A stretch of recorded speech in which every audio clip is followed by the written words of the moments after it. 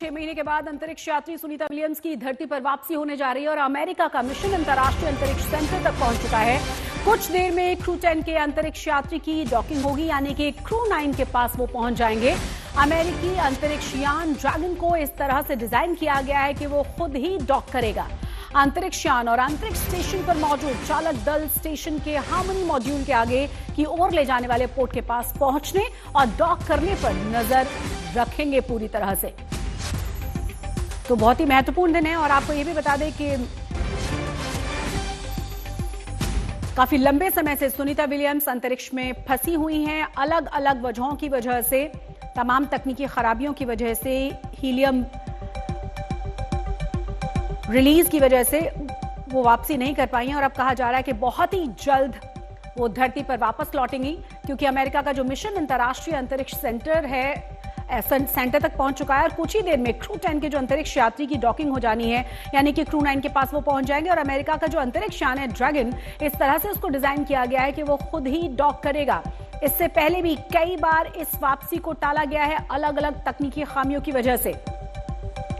पहले star liner में बहुत सारी प्रॉब्लम्स आई थी और उसके बाद अलग अलग वजहों से ये वापसी टलती रही। अंतरिक्ष यान और अंतरिक्ष स्टेशन पर मौजूद चालक दल स्टेशन के हार्मनी मॉड्यूल से आगे ले जाने वाले पोर्ट के पास पहुंचने और डॉक करने पर नजर बनाए रखेंगे।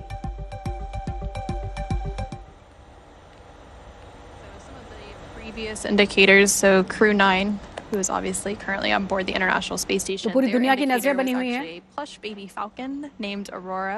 So it previously flew on 2 Russian. ज्यादा जानकारी के साथ हमारे संवाददाता शिबू जुड़ गए हैं। शिबू, बहुत ही महत्वपूर्ण इस दिन को माना जाना चाहिए क्योंकि अलग अलग वजहों से बहुत डिले हो गया है वापस लौटना सुनीता विलियम्स का।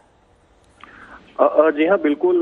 काफी सारी कारण हैं जिनकी वजह से सुनीता विलियम्स का स्पेस स्टेशन से पृथ्वी पे वापस आना डिले होता रहा है। फाइनली क्रू आज वहां पहुंचने वाला है, क्रू 9, जो कि करेंटली जो क्रू 10 है, जिसमें सुनीता विलियम्स और एस्ट्रोनॉट बुच विल्मोर है, जो कि दोनों ही स्पेस स्टेशन पे 8-9 महीने से रह रहे हैं, उनको रिलीव करेंगे, उनकी ड्यूटीज से रिलीव करेंगे और वो रास्ता फाइनली पृथ्वी पे अपने घर वालों के पास, अपने दोस्तों के पास वापस आते हैं।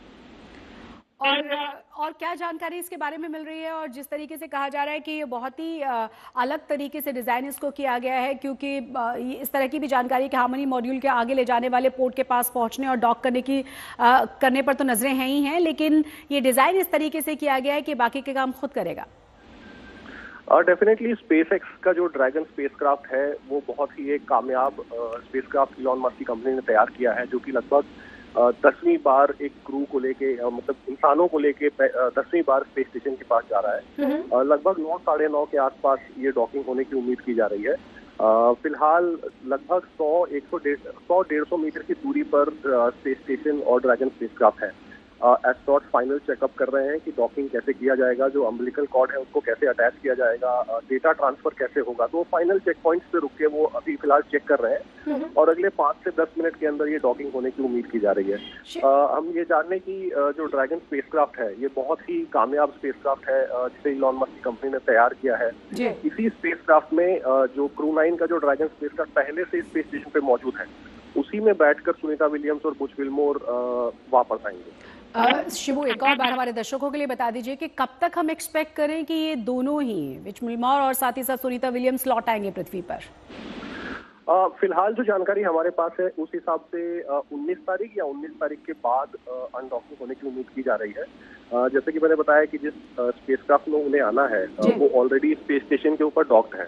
सो अब जो पूरा आगे का जो प्रोग्राम है वो ये है कि एक बार जब ये 4 एस्ट्रोनॉट स्पेस स्टेशन में चले जाएंगे जो आज वहाँ पहुंच गए हैं, उसके बाद साइंस एक्सपेरिमेंट और रिसर्च और जो भी काम वहाँ पे है उसका एक हैंडओवर होगा।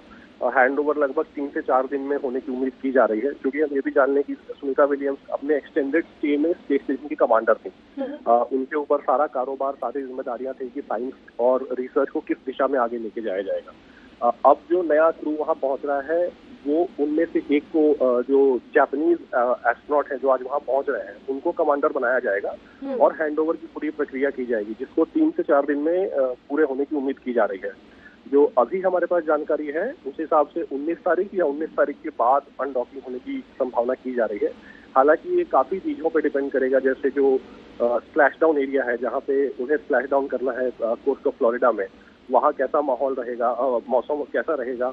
इसके अलावा जो ऑर्बिटल ट्रेजेक्ट्री है स्पेस स्टेशन की, वो उस वक्त कहाँ रहेगी, तो उस हिसाब से एक फाइनल टाइम डिसाइड किया जाएगा। वो फाइनल टाइम आने वाले दिनों में फाइनल किया जाएगा। बहुत बहुत शुक्रिया।